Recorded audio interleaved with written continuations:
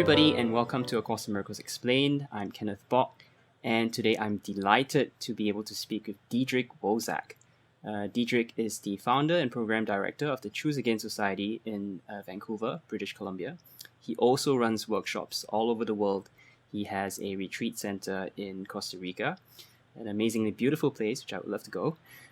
He is a workshop leader, public speaker, and a counsellor for many, many years, and he's had an amazing life history. Diederik, hi. Good morning, Kenneth. How are you? Very well. Pleasure to be with you. Thank you. It's a pleasure to be with you too. Diederik, I was let's signpost this a little bit for people. We were talking about breaking this interview into three parts. The first part, let's talk a little bit about your history, and because bearing in mind there's a lot of stuff about you online already, so people can look at that if they want. But just to briefly introduce yourself and to cover your history. And the second part, let's talk about ACIM and how ACIM plays a role in your work with Choose Again Society and how you view it as a tool. Actually, I know you view it as a tool. And thirdly, let's talk about practices that people can do in their lives, which are really practices that you've seen which to be very beneficial in your circles. So let's start off with you as a person. Tell us a bit about your history and how you came to be doing what you do. Well, we can go back almost 70 years when I was born on the island of Java, and I was born high up in the hills above Bandung, where my parents had fled to get away from the Japanese invasion forces, which landed in Java at that time. About 2 months after my birth, I was born in July, and in September we were interned in the Japanese internment camps because all the Dutch were rounded up and basically locked up. And so I spent the first 3.5 years of my life in a concentration camp with my mother and my oldest brother. My father was in separate camps because the Japanese separated males and females from children. And so that was the first 3.5 years of my life.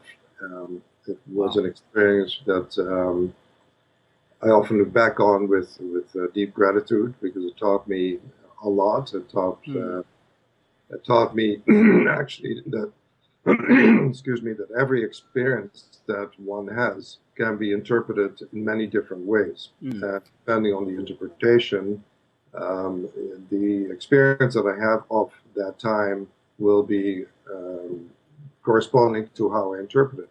I can hear you, and you came back. Yeah. So I was asking about the first 3 years of that because you must have been so young. Do you have clear memories of what happened in the camp? I have clear memories of particular instances, but not of a daily experience. Sure. But there are a number of instances that I remember and that are significant for me personally and as well as for my development. And then to continue after the camp, we spent some time in Australia because, of course, my entire family was starving. We hadn't really had decent food in 3 years. Then returned to Indonesia, and I lived there till I was 8. And then I was sent to a foster home in Holland, where I spent the next 2 years. So between 8 and 10, I was in foster homes. Then when I was 11, my parents returned to Holland, and we all lived together in one house. During that time, particularly the time leading up to being sent to Holland in Indonesia, I would fight with every day I had to walk to school, and I was met by a group of Indonesian boys that would fight with me, and I would fight with them. Gosh. So that was one experience, and then when I was sent to Holland, I had repeated the same pattern. I fought with every Dutch boy. At the intermission, I would fight the entire school, and the school would fight me. And all that came, looking back, now understanding where that came from, it all came from self-hatred. I hated myself so much that it didn't take any time at all for anybody that met me to reflect that hatred.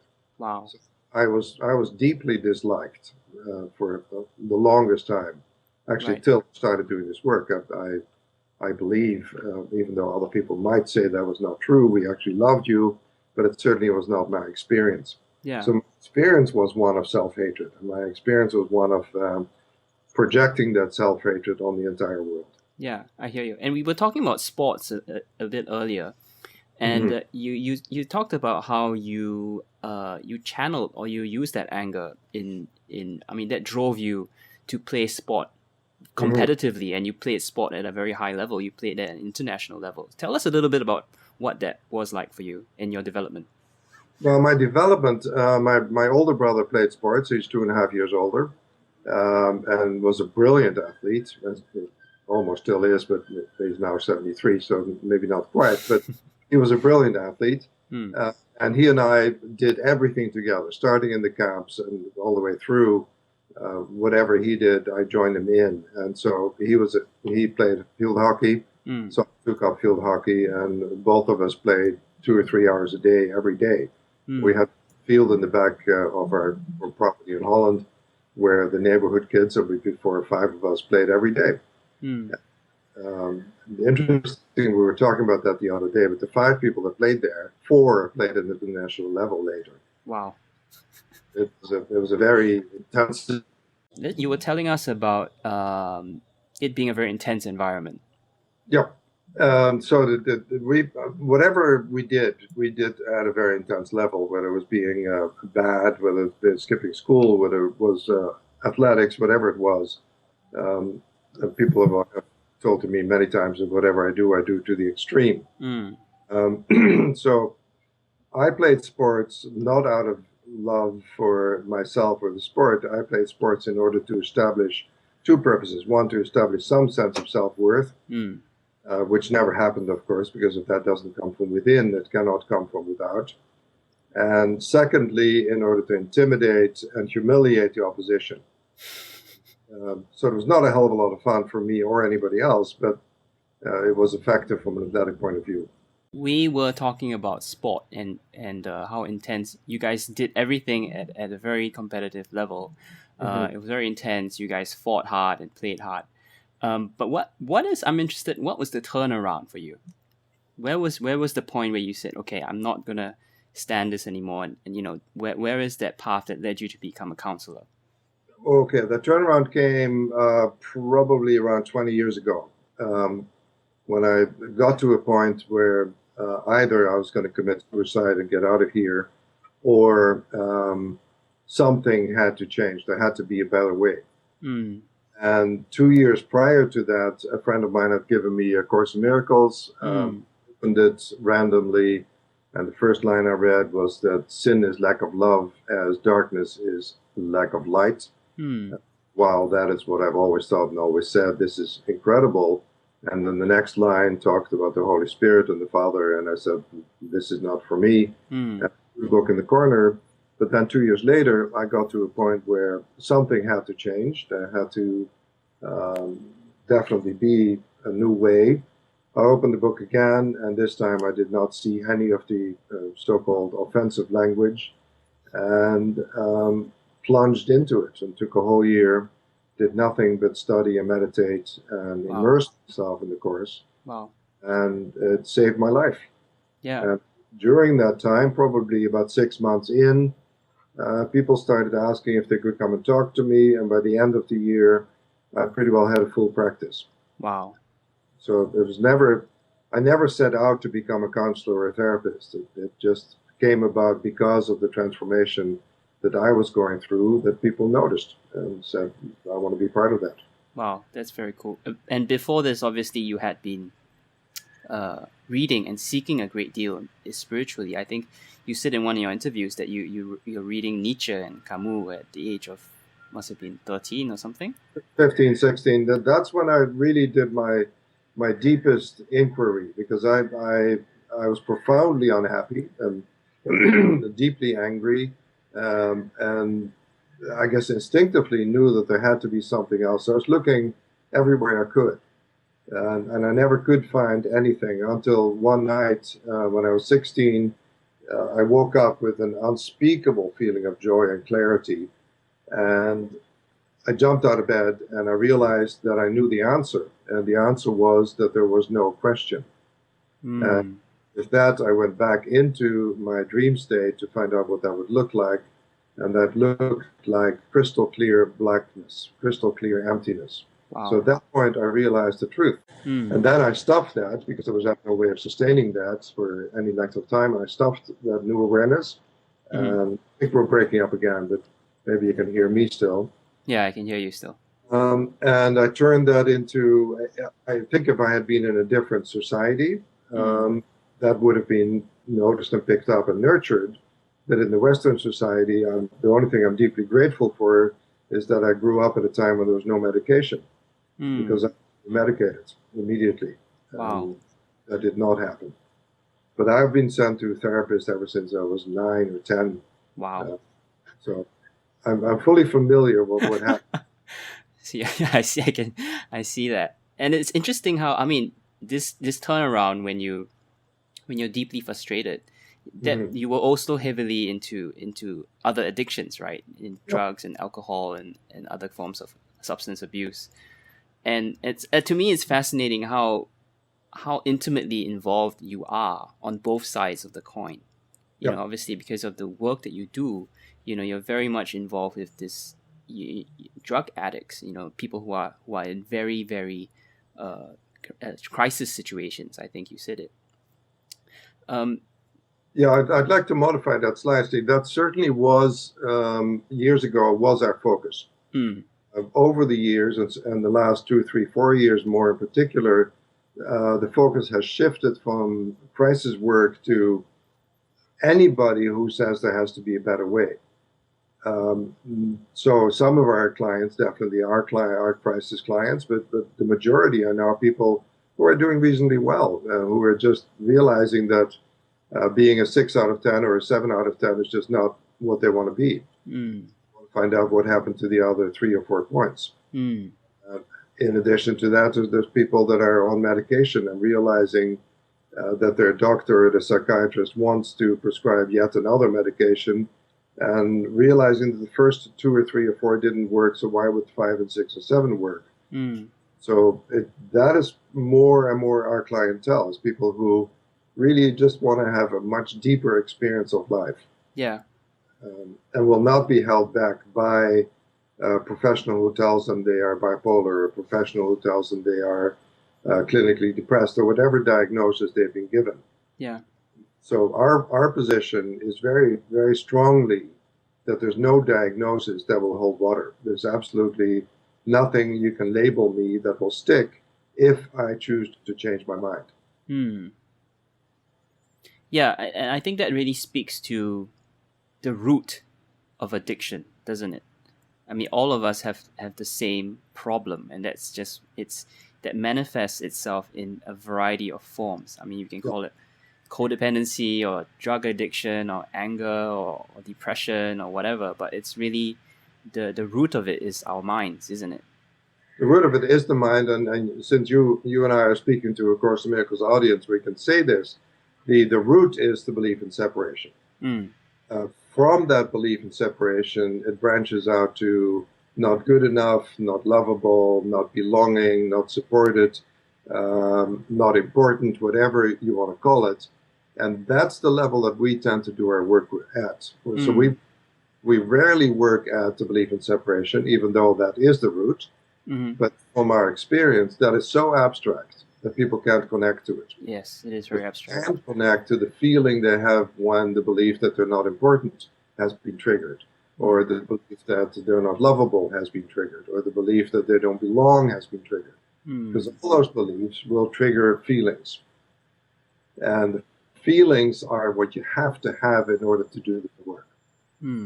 That's we'll probably get to that in the last segment of the interview. We want to talk about the practical application. Yeah, absolutely. But without being able to feel, it is virtually impossible to transform. Actually, let's talk about that now. I mean, we can flow. Yeah. This interview flows, but I mean, I think that's a really great point that you're making, and actually, well, it's interesting because it's very personal to me, because I'm actually working a lot with nonviolent communication presently, because I find it very difficult in ACIM to immediately go to a state of, okay, I see him as my brother, when I am feeling really pissed off. You know, like first of all, I have to address why I'm pissed off, and NVC is really helping me to see, you know, what needs aren't being met, and how do I address my needs first and have that dialogue first before, trying to interface with somebody else. Mm. Well, I almost wish you had not opened that can. We got all the time in the world, don't worry. Nonviolent communication, I am familiar with it. Okay. Some very dear friends of mine practice it, perhaps at a similar intensive level as you do. And what we have found in our discussions and explorations together is that nonviolent communication goes so far. And you just said it. What needs are not being met. We take it further. We take it to the point where there are no needs.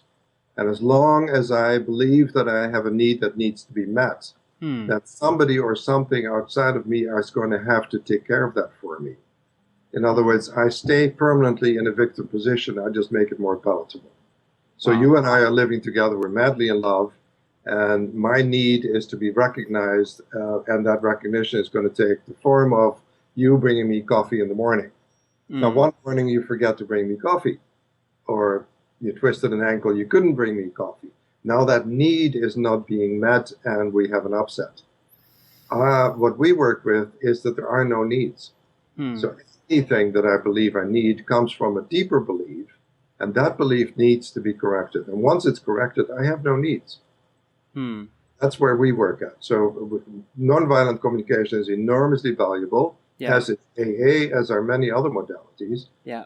And from our point of view, they don't really go deep enough to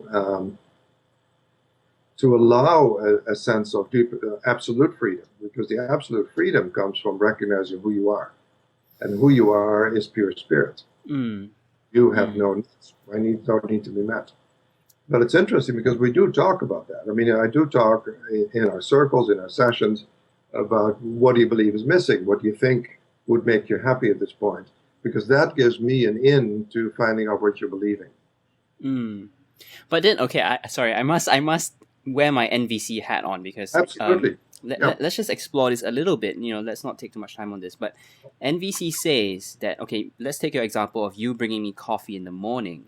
That's not a real need. That's a strategy. That's what NVC would say. My need is for care, right? And I don't need you to fulfill my need. I can fulfill my needs without you, right? Okay. So it would be kind of like, to express it in NVC terms, it's like I'm feeling angry because I feel like my need for comfort or my need for concern is not being met. And then I address my own needs by I don't know, my taking care of myself, which might translate to buying myself a cup of coffee.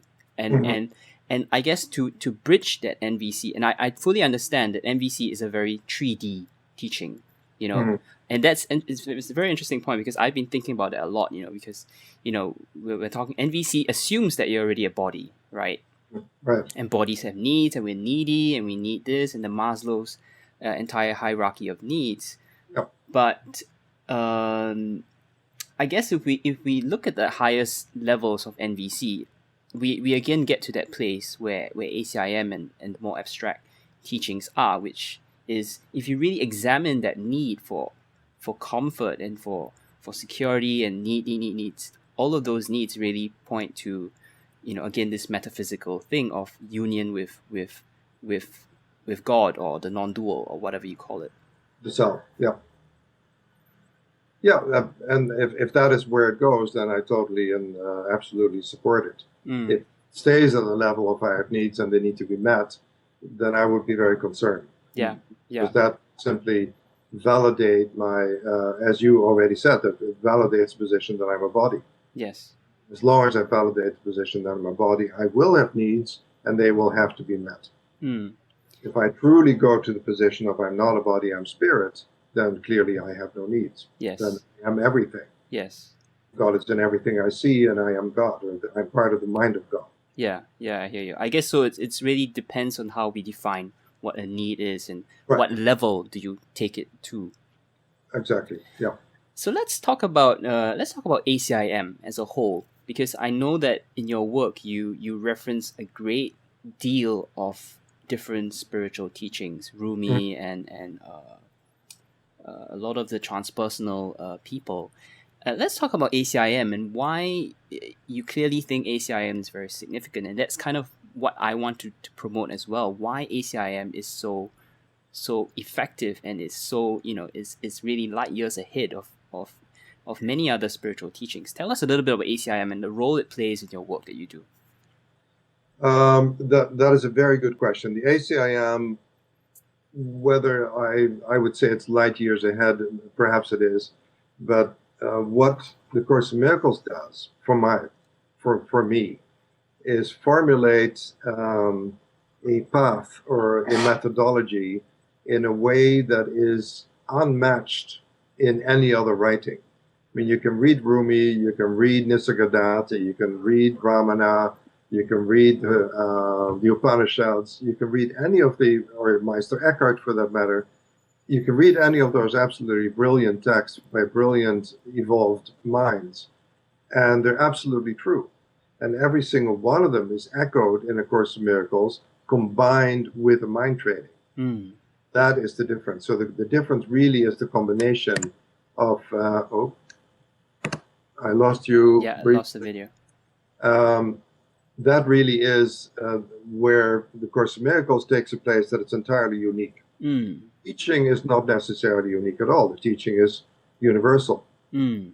Or you can find what it says in any brilliant universal text. Mm. How it is said and how it is presented and how it's formulated into a mind training program, that is what sets it apart. Mm. It's the structure of it, isn't it? The structure of it is... It's an unbelievable something, structure. Something out of this world. Nothing around me, nothing in this room means anything. Wow. Yeah. Often when I go back to the course and we do the first 10, 15, 25 lessons, I say, my God, this is so incredibly radical. I mean, how many people can sit in their room and look around their room and saying, nothing I see means anything? Yeah. I often also hold that if I do one lesson, I get one lesson, I'm done. Yes. If I really get that nothing I see around me means anything, I'm free. Yes. And the next one, I've given it all the meaning it has for me. Mm. And absolutely brilliant. Yeah. I have given it. So there goes the victim. The victim is immediately out the door. Everything that happens to me, I interpret. And that interpretation becomes my experience. Mm. So almost at every lesson, almost at every page, if I get that page, if I get that lesson at a deep level, I'm free. Yeah. And I don't want to be free because I'm addicted to being a victim. So it needs to be said at 1,300 pages and 365 lessons over and over and over. And maybe I'll let in 5%. Who knows? Mm. But the resistance to being free is enormous. Because Mm. we're all addicts.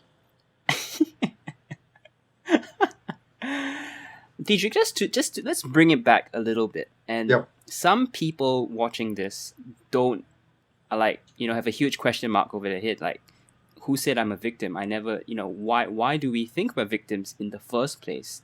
And clearly there's a huge mythology, metaphysical story that seeks to address this. But why do we all think we're victims? And why do we all come to this earth with this victim mentality in the first place? You couldn't come to this earth without the victim mentality. The fact that you think you're here automatically implies that you're a victim. Wow. You could not be here unless you believed you were victimized by a cruel God that kicked you out of paradise. He set you up with this little apple. You took a bite of the apple. You're out of the oneness. And there you are because you did something bad. But you did something bad because you were set up. So if you hadn't been set up, if the snake hadn't been there, if Eve hadn't seduced me into taking a bite of the apple, it wouldn't have happened. So right from the start, it's victim, victim, victim, victim. Mm. Mm. And we build the whole religion around it. The entire Christian religion, Judeo-Christian religion, is based on victimhood. Mm. These things are done to us. Yes, we do bad things, but why do we do bad things? Because things are not the way we want them. The apple is there, I want to take a bite, and then off I go into the world. And there's this aspect of forgetting, isn't it? Kenneth Bok talks about going down the rungs of the ladder, and very much when we're in the world, we have forgotten that we've chosen to in effect come here right? It's almost as if we've built the jail, locked ourselves in it, and then threw the key out, and then complained to people like, what the hell, some who put me inside this thing, whereas it's really us that even made the jail in the first place. That's great. I'm really glad you see it that way, because that's exactly what we teach. So everything I have in my life, I have chosen. Everything, every aspect of my life is my choice. The minute or the split second I make that choice, I forget I made it. Yeah. Then I feel victimized by it. Yeah. And I have to forget, otherwise I'd say, are you kidding? I'm not doing this. So what meditation is for, and meditation is a huge part of our teaching, what meditation is for is to learn to recognize thoughts, to learn to be aware of the thoughts and become vigilant of them, and to then say, either not pay attention to them, which is a wonderful vipassana meditation. You see the thought coming, you let it go, or to correct the thought and go immediately into a process saying, wow, I'm thinking that, I didn't know I was still thinking about money, for example. Where did what belief that comes from? I'm not enough. That's not true. So that's how quickly it would go there. Yes. And I think I've lost you again. No, I can hear you. No, I think it really speaks to. No, I think that's a great point, because I think a lot of ACIM students tend to be very intellectual about things. Okay, I'm really talking about myself here, obviously, but I think the first step is really to stop and breathe. And that's something that a lot of people don't do when they do this work. It's like, you really have to just stop and breathe and meditate and take time for all of the mental silt to really sink down first. Then you can start the forgiveness process. Because if you try and forgive and then your mind is everywhere, it just doesn't work. It doesn't work like that. No. And the forgiveness, as you know, because you're a Course in Miracles scholar, but the forgiveness that the Course teaches is radically different from the normal forgiveness. The forgiveness that the Course teaches has nothing to do with anyone else. It simply has to do with the idea that I could be separate. It has to do with the idea I could be hurt, the idea that I could be a body, the idea that I'm vulnerable. That's what the forgiveness is for. It's never you may, in my mind, may have done to me. As long as I'm at that level, I might as well throw the Course away because I'm not doing the Course. The Course leaves you out of the picture immediately. One of my absolute favorite lessons that we use a lot, particularly in relationship work, which everything is lesson 78, where the key line is, he stands in light, I'm in the dark. So whether it's Hitler, whether it's George Bush, whether it's anybody else, he stands in light. I'm not seeing that. Why am I not seeing that? Because I'm projecting my thoughts on that individual, no matter what they're doing. So what they're doing has no impact on me, ever. Wow. So whatever you do has no impact on me, cannot affect me, because I am as God created me. It's only my thoughts that can affect me. And I'm not a statistician, but I can't tell you how many lessons in the Course teach that very principle. It's only my thoughts that hurt me. Lesson 287 is a wonderful example of that. I can elect to change all thoughts that hurt. Yes. And it simply recognizes that in the beginning, you find that an interesting idea, but it doesn't really work. Then gradually you begin to allow that truth to become more and more true. Yeah. So finally you accept it totally, that it's only my thoughts that hurt me. Nothing's going to hurt me. Yeah. And I think here it's important as well to redefine or reframe the word I. Because I think, it's very easy to think that I am my body. And certainly a lot of people who are watching this interview will not appreciate the fact that the I that we are talking about is a really metaphysical concept, if it even exists. I mean, the I is really the observer, is the thing that thinks it's a body, right? It's the puppet master that's controlling the puppet, and it's feeling everything that's the puppet is feeling through this feedback mechanism. Yeah, and we break that down we break the mind into three parts. So there's the ego I, which will run the show if nobody steps up and says, hang on a minute. And then there's the Holy Spirit I, the loving I, which simply waits for me to ask. And then there's the decision maker I, and that is what we work with in our work. So the decision I has to grow up, has to learn to speak, has to learn to say, okay, I know what my ego is going to say in the circumstance because I can already feel it. I want to hand this over and hand it over to the loving part of my mind. What do you think of this? It is another way of seeing it. At the beginning of the interview, you said we're going to talk a little bit about how the circle works. That is a big part of the circle. So if somebody comes to the circle with a story, and they are convinced of the story, and they're convinced that what the story says is actually true, this is what happened, this is the only way to see it, then we go around and say 14 people in the circle, we're going to get 13 other ways of seeing it. Wow. And then the teaching, of course, is that none of those are true. So the way I see it is not true, the way you see it is not true, the way anybody else sees it is also not true. Yeah. But I get to choose which one I want to experience. I get to choose which one I want to be true for me.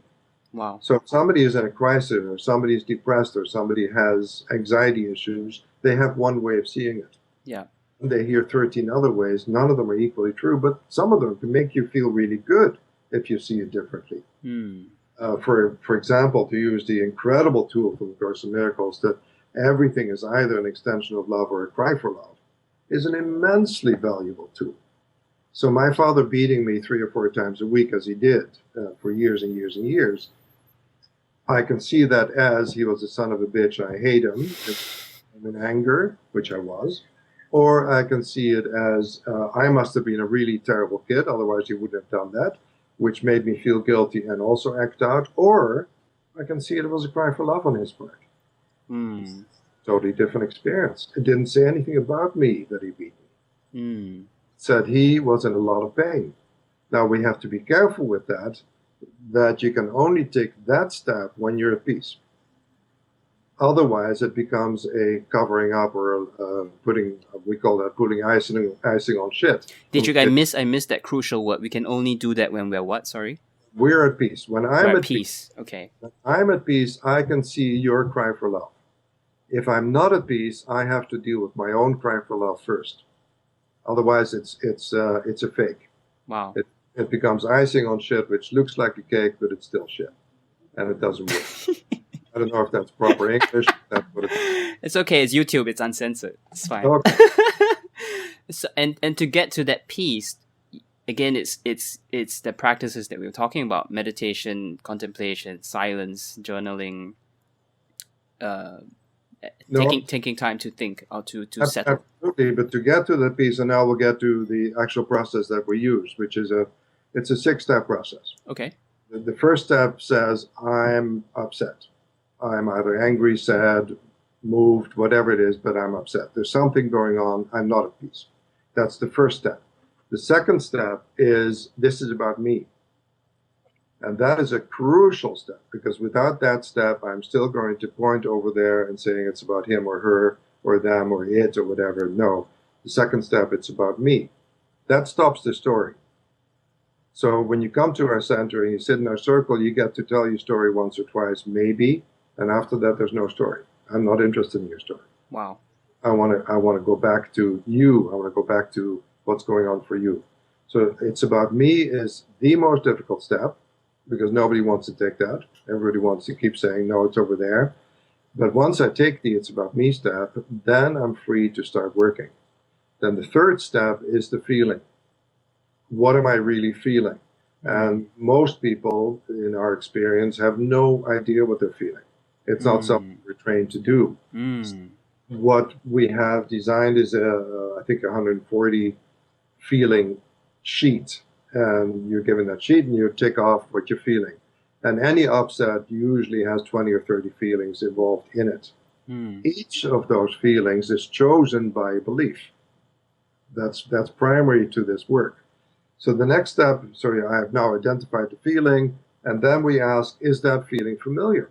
Or is this the very first time you felt it? The temptation, of course, is to say this is the first time. Because if it is the first time, then I can go back to my story. Wow. But it's never true.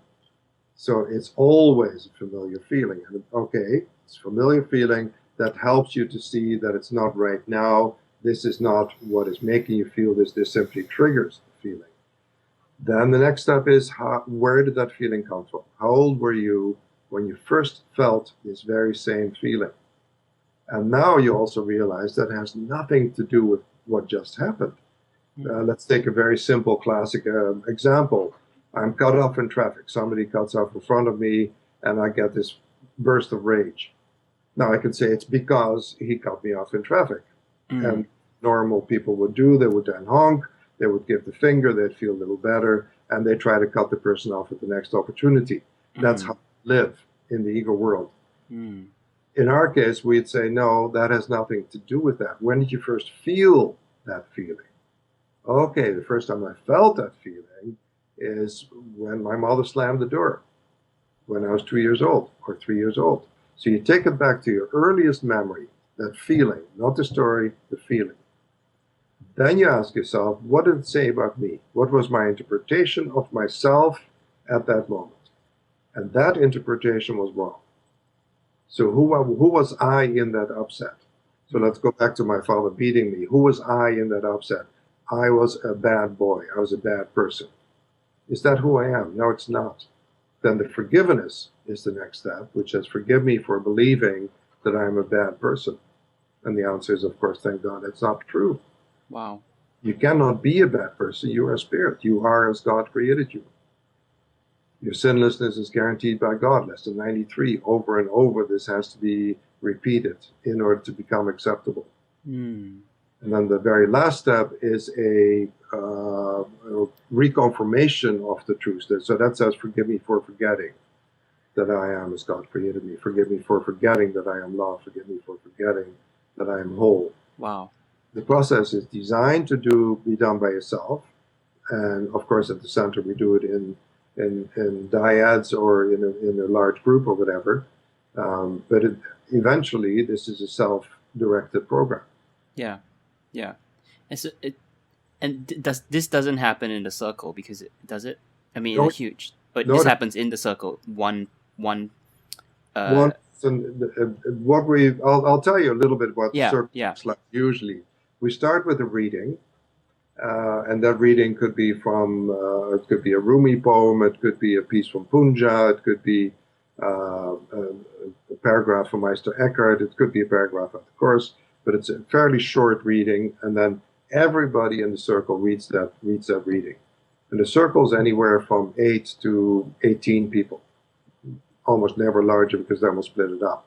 So everybody reads the same passage, and then we meditate. We meditate on that passage. First of all, you've heard it 10, 15 times, so it's beginning to sound differently as it goes around the circle. Oh, I see. And if you meditate on it, it takes on a different meaning again. Wow. Then we go back and we pass the same little passage around, and everybody talks about what it means to them. Sorry. When you say meditate, you literally mean we sit there for 20 minutes, silence. Close your eyes and simply let that passage reverberate. Go back over it in your mind. What came up for you when you read it? What comes up for you now, etc. Really, really immerse yourself in the teaching of that moment. Then we go around. The book goes back to you. You then say, okay, what stood out for me was blah blah, whatever it was. How does that affect your life at the moment? Why does that stand out? What part of you in the last 24 hours is reminded by this little teaching? And then you also go into what has triggered you in the last 24 hours. What has been an upset?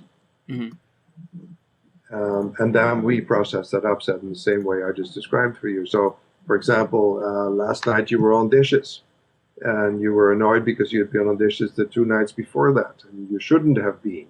Yeah. So, okay, how did that feel? Number 1, that upset me. Number 2, this is about me. It's not about dishes. How did that feel? Where did it go back to? Well, I was unfairly treated.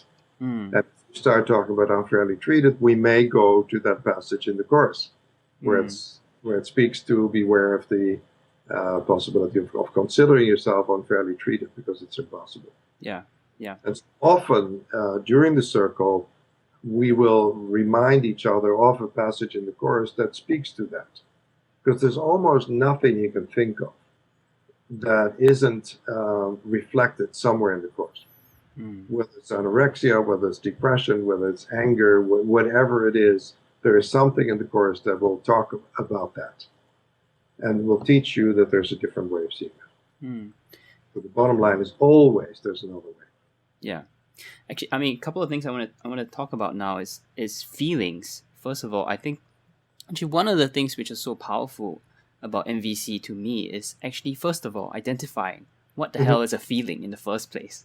Yeah. Because, I mean, I'm very intellectual. I'm very in my head a lot of the times. And for a long time, I didn't know that what I thought were thoughts were actually, no, what I thought were feelings were actually thoughts, right? And it's for instance, we say, I feel like you shouldn't do this. That's not a feeling. It's a thought, right? It's a judgment, because I think NVC taught me that a feeling is personal, right? There's nobody else involved with that feeling. Only you can feel. Only he can feel this way. Only I can feel this way. And it's really feeling. Feelings are really very primal. It's like I'm feeling angry. I'm feeling anxious. I'm feeling sad, disappointed. Whereas like I feel like being judgmental or blaming anybody, anything that involves another party isn't feeling at all, isn't it? It can. It can. And knowing the average ego, it always involves another party, because the ego will never take it back.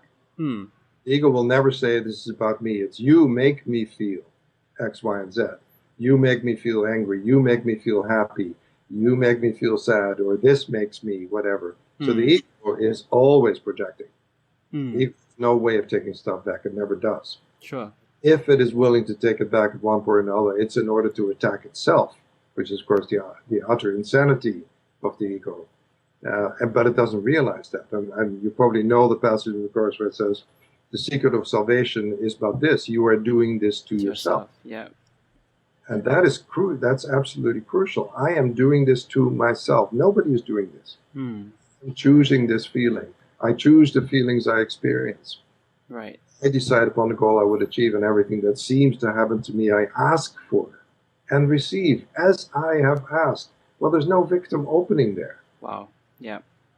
It is so clear, and it's so straight and so unequivocal, the teaching of the Course. There's no opening for an ego to say, yeah, but this is different. And now, in this case, it doesn't work. And the ego wants to do that all the time. The ego is always looking for a way out.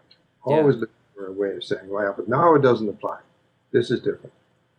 And then, of course, we start to laugh, because it never is.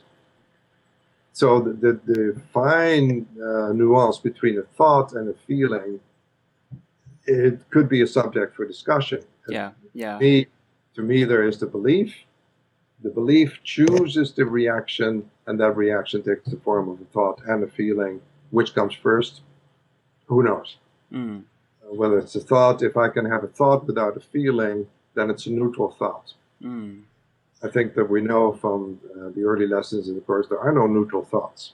Thought is either a thought of love, or it's a thought of anger and fear. There are no neutral thoughts. They're neutral events, but my thoughts about them are never neutral. As soon as I have a thought, it's chosen by my belief. There's no way of having a thought. It's the belief that chooses a thought, otherwise it would be thought of God. Now, my next question is, why are feelings so important? What is that dynamic between feelings and thoughts? And, I mean, to me, just my impression is that feelings get to a much deeper level. It's a primal reaction to something, whereas the thoughts, it's like the mind in all its directions. But feelings are very hard to betray. Feelings are very, it's a guidance system almost, isn't it? Right.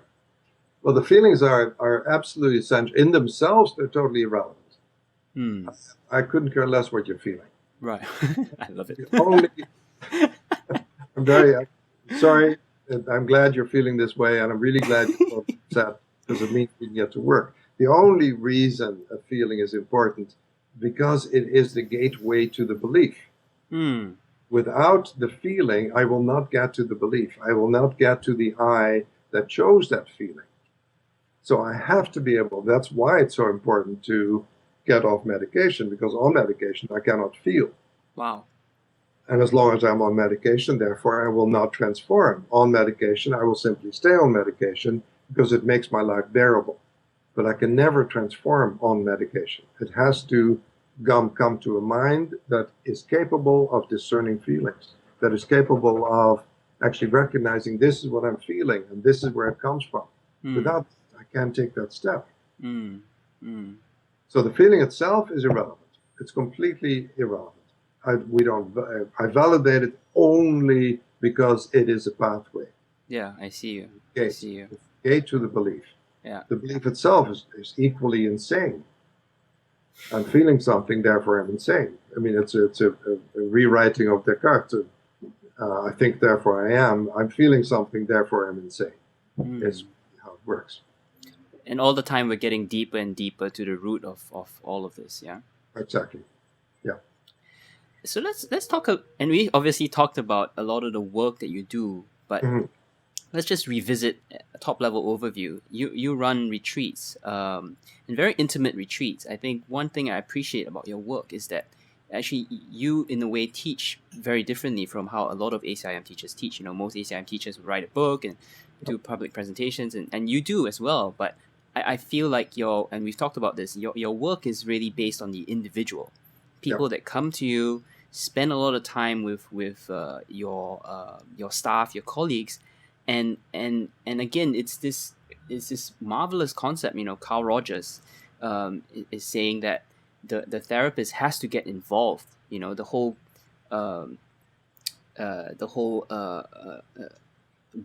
reason why traditional therapy doesn't work is because the therapist shuts himself off and then perceives the patient and the client as another person. But in the work that you do, it's all one, isn't it? The therapist is the patient and the patient is the therapist, and everybody is doing their work all at the same time.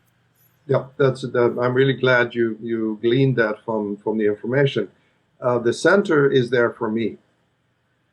Wow. It's purely for my healing. So if you were to come to the center, everything that you say reflects what I'm working on.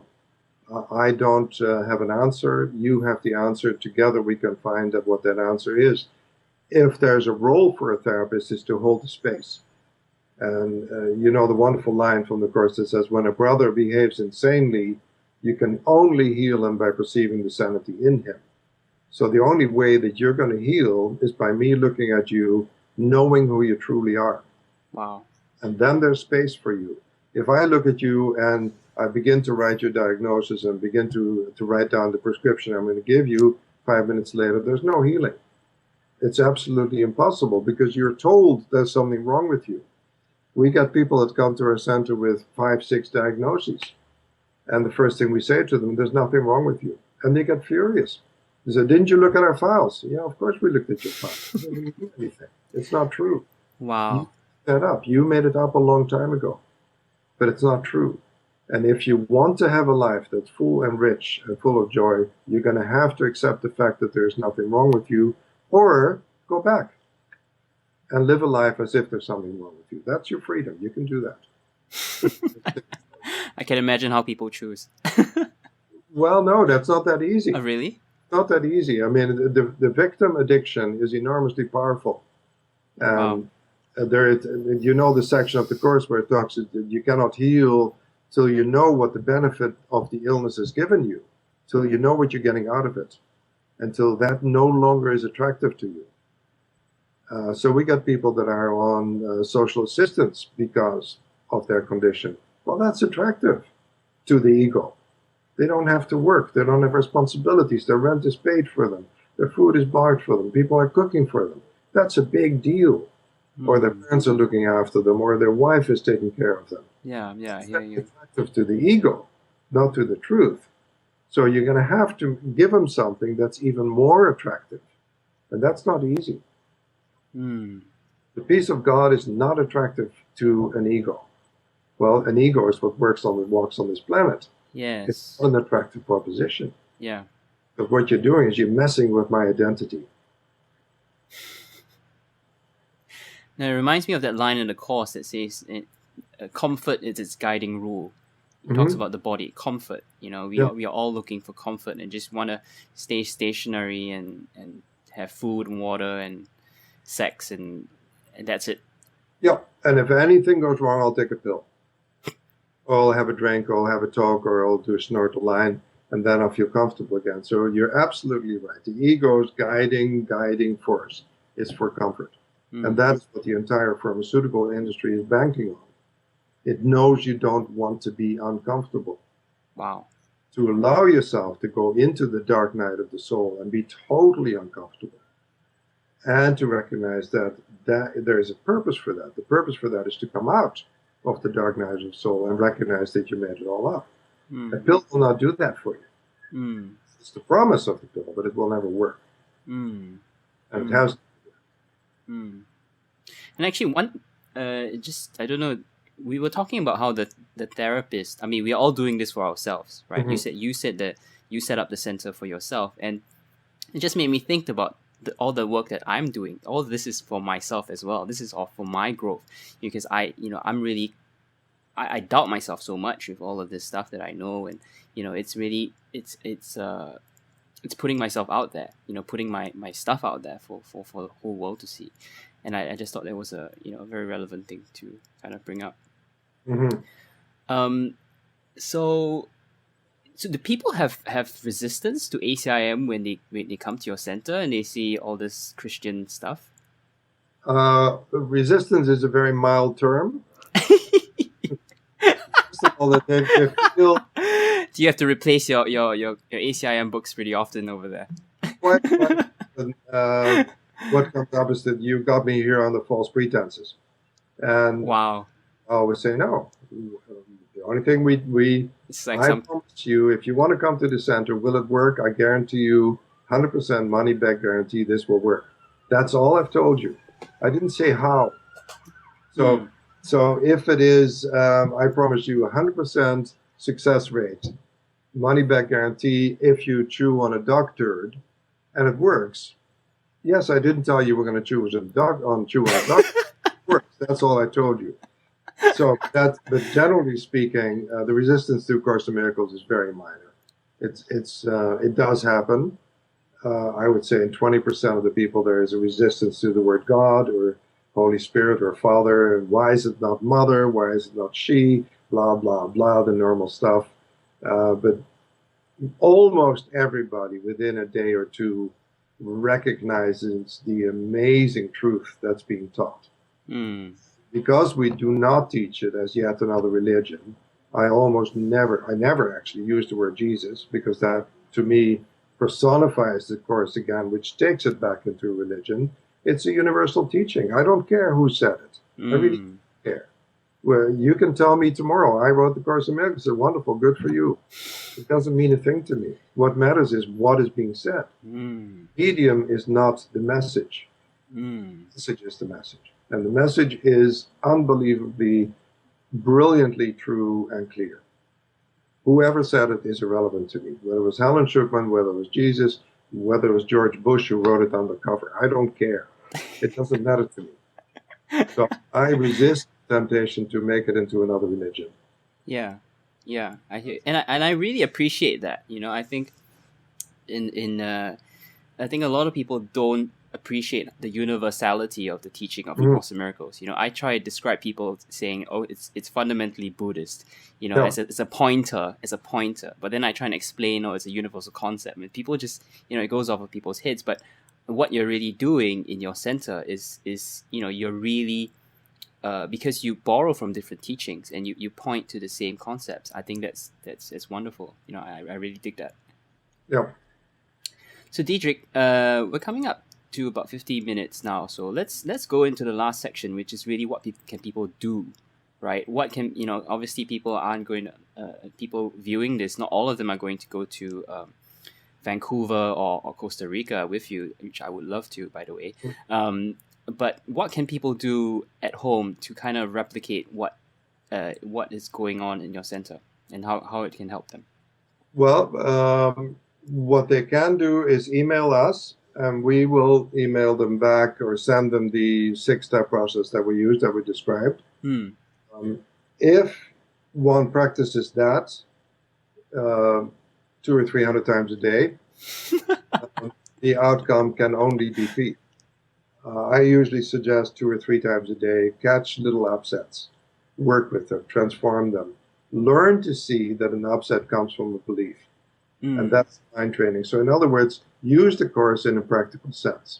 It's wonderful to have discussions about the metaphysics and the quantum physics behind the course and all that kind of stuff, but it doesn't transform your life. Use the course in a way that actually is going to transform your life. I've had clients that I said, throw the course away. Just do lesson 4. Rip lesson 4 out of the course, which is this thought about whatever it is doesn't mean anything. Do only that lesson for a month. Don't do anything else. Just train your mind to recognize that whatever you're thinking right now has no meaning other than given it. In other words, start pulling stuff out that is practical and applicable to your own life right now. Get out of the endless discussions about whatever. It doesn't matter. It's irrelevant. Start using it. Start using the course in a way that it's designed to be used, and that is to go back to the truth of who you are, to the recognition of the fact you never lived. So the more you can use the course in a practical sense, the better. Of course, we will be happy to email anybody the 6-step process. They can start practicing that. I will be in Europe. I hope you're coming to the workshop in Belgium. I'll try to. Yeah, I would love to. It'll be wonderful. It's a 5-day workshop in the Ardennes. We'll probably do 2 or 3 workshops in Holland as well in September, but the one in the Ardennes will be mostly in English. So for our audience, that'll be great. Or come to the center. There's another 5-day workshop that we're giving in June at Omega Institute in New York. And if you have an American audience at the moment, then that would be a phenomenal place to start as well. Yes, I read about this institute. It's amazing what they do there. It's an amazing place. We've never been there. We've never taught there, and it's an honor to be invited because it's usually only people with considerable credentials, which I don't have. You do? What are you talking about, Diederik? You were a World War II survivor. You were Olympic international athlete. You're a survivor too. I'm not impressed with surviving. It doesn't mean a thing. There's 7 billion survivors. I hear you. What I'm impressed with is people that transform, that send their story, that simply are willing to say, my story is meaningless. That's why I use the story, because it hooks people. So, well, if he can do it with story, then I can do it too. But if I were to spend another hour with you, I would make absolutely sure that you realize that my story is meaningless. That's exactly the same as you grew up in Singapore and you moved to England. You have the story which is identical because you made up the same beliefs. Yes. That's what matters. This is drama. It's the drama that we're addicted to. We're fascinated by it, and it's just nonsense. It is nonsense. So whether it's sexual abuse, whether it's it's interesting that the most common cause for self-hatred that we've come across is not sexual abuse, it's not abandonment, it's not any of the major so-called trauma issues. It is, my mother was 5 minutes late picking me up from preschool. That's it. That's the moment when I decided that I was not lovable. Wow. It's that simple. But of course, if I come on an interview with you and say, well, my whole story comes from my mother was 5 minutes late picking me up from preschool, people would turn it off and say, well, who the hell cares? But that is where it happened. It happens at tiny little moments. Yeah. Yeah. Which is, again, a course principle, of course, that there are no minor upsets. All upsets are equal. Exactly. And that is so important. It's so difficult to understand. That there's no order of difficulty in miracle. That is almost impossible. It is impossible for the ego to understand because it has set up the hierarchy in order to make itself important. So without hierarchy, there's no identity. Without hierarchy, there's no importance of events. Of course, that's not comprehensible to the ego. Yeah. Now, some ACIM, I'm going to throw you a hardball here. Some ACIM students might say, I think Wapnick does say this, if you want to really accomplish something, then you have to stick with it, right? You have to stick with one path, whether it's Buddhism or Course in Miracles or Christianity or whatever you have it. So what do you say to people who come to your center and see a huge buffet or plethora of spiritual choices, so to speak? Or do you not even see it as that way? I don't see it that way because they are. I mean, the saying that we use is don't dig 20 holes. If you want water, dig one hole. So 20 1-foot deep holes won't get you water. One 200-foot deep hole will get you water. However, that hole is dug by Meister Eckhart, by Rumi, by Nisargadatta, by Ramana, by the Course. It's the same hole. It's not that they're teaching different things. They're teaching exactly the same thing. I think that is what this discussion is about, is don't follow opposing teachings. Don't follow a teaching that says you're responsible for your entire experience of this world, and another teaching that says yes, and they're guilty. They shouldn't have done that. What normal therapy is about is to behavior modification. So don't follow behavior modification and spiritual transformation. It doesn't work. Behavior modification will tell you something has to change in the experience, and I'll make that change and everything is fine. That's the problem that I had with AA, is it's wonderful to stop drinking, but nothing happens. That's behavior modification. We've had so many AA clients come to the center that were angry, miserable, depressed, upset. Yeah, they weren't drinking, big deal. They didn't drink for 20 years, wonderful. They go to 2 meetings a week, fantastic. Still alive, they're survivors, but nothing happened. You have to go further. You have to go into, why was I drinking? What belief was that? That was self-hatred. I need to correct that self-hatred, or I'll find other ways to express it. So, okay, I'm no longer drinking, but now I kick the cat, or whatever it is, or drive, or do other stuff. But the self-hatred has to be addressed and healed. So any teaching that is consistent with that is acceptable and wonderful. But if they're contradictory teachings, then I get a little nervous and I say, nah, choose one. Choose one. If you want to do the behavior modification, this is not your place, but God bless you. Have fun. Are you ever going to write a book? God, I'm so tired of that question. If you know someone who wants to write the book, by all means. I don't know if you saw Jerry and Diane's interview. They did a little blurb on our. I did, but I can't remember. I watched it a long time ago. Have a look at it. But anyway, Jerry asked me. He was at the center in January with Diane and Sean, and he said, "Are you going to write a book?" I said, "Jerry, if I walk into a New Age bookstore, there's probably 500 books on the same subject. Everybody is guided to write a book." He came back and he said, "Yeah, but nobody would write what you would write." Yeah, I would read your book. Yeah, well, I would buy your book. Honestly, I would buy my book. I would buy 10 copies. Okay. You've got 10 advance copies from me.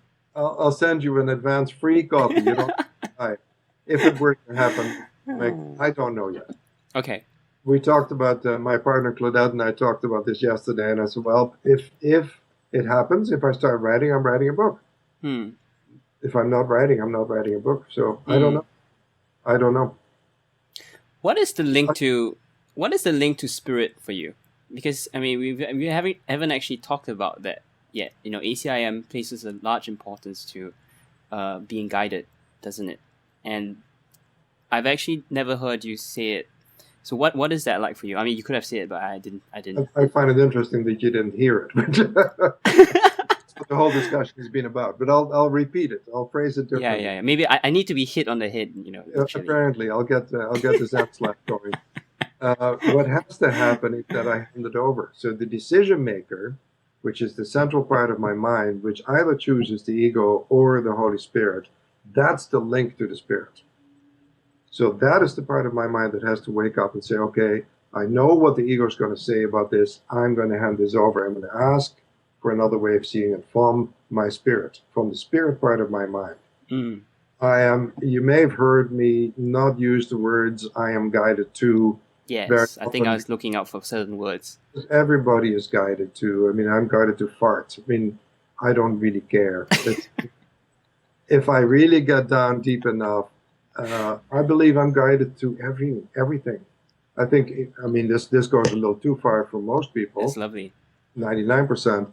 The ego is part of that guidance. The ego is how I get to the truth. If I didn't listen to my ego, I would never be motivated to get to the truth. Everything is guided. I love that. To say I'm guided to me, is a redundant phrase. Of course you're guided to. I'm guided to talk to you. I'm guided to finish this conversation in about 5 minutes. I'm guided to then get in the car and drive away. Everything is guided. So it doesn't be pointed out. If I need to point it out, it's because I'm doubting the guidance in all the other circumstances. Wow. But if you go back to the primal teaching of the Course, and that God is in everything I see, then of course I'm guided continuously. There is only God. There's nothing other than God. Yeah. So how could I not be guided? Yeah. No, I think that's very telling of where I'm coming from. You see, because what I'm hearing from you is that guidance is such an organic process that it's just integrated in who you are and what you do on a day-to-day level. Whereas I guess where I am, and I hope to get to where you are, is that I still see guidance as a big hand of the universe pushing me, or a voice in my head saying, "Can do this," or "You must do this." Whereas I see where you are, which is kind of really like a flow, isn't it? It's just guidance is irrelevant. It just is what it is. You're in the Tao, it flows. Absolutely. And people that study the Course and insist on being guided under certain circumstances have overlooked what it says on page 28, where you have that wonderful little prayer that says, "I do not have to worry about what I say or do, because he who sent me will direct me." That is not under only certain circumstances. That's not only if I sit on my knees and pray, or if I'm studying the Course 12 hours a day. That is, I do not have to worry about what I say or do, because he who sent me will direct me. That is an absolute statement. That's not open to the ego to say, yeah, under certain circumstances that's true, under others it's not. It is always true. Wow. God is everything. God is in everything. The Upanishad said it beautifully. He who sees the self in everything he sees, and in everything he sees the self, such a seer withdraws from nothing. In other words, there's only God. What makes me doubt that is because I'm listening to the part of my mind that believes it's separate, and that part of my mind is going to interpret it. And the interpretation then becomes my experience. If I drop that interpretation, there is only love. There's nothing else. Wow. And that's fun. Amen. Absolutely. Thank you. Yeah. So Diederik, thank you so much for this wonderful interview. Any other things you'd like to share with our viewers, listeners? No, I mean, if I would imagine most of the audience is in England. No, global. US, mostly US actually. Mostly US. Well, then Omega Institute is wonderful. Next week we'll be in Austin, Texas, for a talk on Thursday and a workshop on the weekend. And that is together with a wonderful person named Gwen Olson. And Olson has written an incredible book on pharmaceuticals. It's called The Confessions of an RX Drug Pusher. He worked as a pharmaceutical rep for many years. Wow. And realized what they did was absolutely criminal. Wow. And now is crusading to transform that. Wow. She and I and Claudette are doing a workshop next weekend in Austin. This weekend, I am spending time with an incredible group of people called Empathic Therapy. And the Empathic Therapy group is a group of psychiatrists mostly who are brought together by a Harvard-trained psychiatrist called Peter Breggin. Peter Breggin is an expert on the damage that pharmaceuticals do to people. He's a psychiatrist, but he's seen what it's done. And more and more and more, we're joining with people who have the scientific background. Yes. And we have the spiritual background. I love it. We're joining the two into a very powerful movement and direction and discussion. So anybody in Austin, Texas, please join us. Anybody in the New York area, come to the conference this weekend, or in June to Omega. Beautiful. Diederik, thank you so much again. I've enjoyed this conversation so much, and it's given me a lot of real sustenance, really. Thank you, and thank you for your curiosity and your willingness. And even though you're 12 years old, how old are you, Kenneth? 18. 18. I misread you. Thank you, and I applaud your commitment. It's a joy to be around. Yes, I really hope to be meeting you in Belgium. Will do. Okay. So that's Diederik. If you have comments, please leave them in the box below. Comments for Diederik or myself. Do email Diederik if you want the 6 steps. I will provide a link to his email down and links to his website as well. Mm-hmm. And also links to the events. So thanks for watching. It's been a great conversation, and bye for now.